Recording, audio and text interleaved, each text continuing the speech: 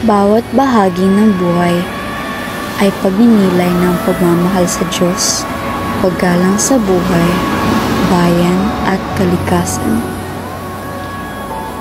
Naway maging gawin natin ang pananampalataya at responsibilidad upang mapangalagaan ang mundong ipinagkaloob sa atin. Sa bawat araw na ako'y nagkakaroon ng pagkakataon na makasama ang aking mga kaibigan, maging sa mga oras ng masigasig na pag-aaral o sa mga sandali. Hays, Lunes na naman. Sa bawat pagtapo ng bagong araw, muling dumating ang mga pagsubok at responsibilidad na kaakibat ng pagpasok.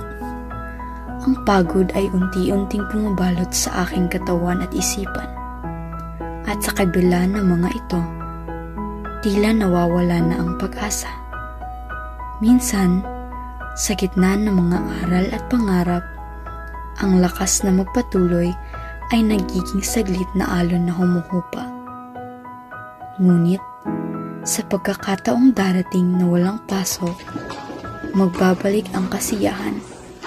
Isang pagkakataon upang magsama, magpahinga, at magtampisaw sa mga simpleng sandali ng pagkakaibigan. Tuwang-tuwa tayo sa pagkakaroon ng oras na tumambay at magbahagi ng tawanan kahit saglit lang. Bilang pagninilay, matinding bigat na nararamdaman na muntik ko nang subukang magpakamatay. Bawat sandali ng aming pagkakasama, natagpuan ko ang ligtas na espasyo upang ilabas ang mga pasakit. Ang kanilang presensya ay naging ilaw sa madilim kong landas. Isang patunay na sa bawat laban, hindi ako nag-iisa. Natutunan kong muling mangarap at magpatuloy na minsang nawala. Ang pagsisimula ng isang araw ay isang bagong pag-asa.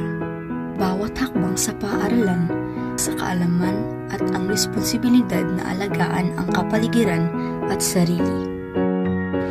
Pagmamahal si Diyos, buhay, bayan at kalikasan ay nasa simpleng mga gawain.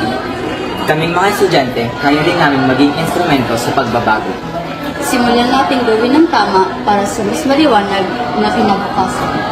Piliin ang pagmamahal at pagrespeto sa araw-araw. Simulan mo na ngayon!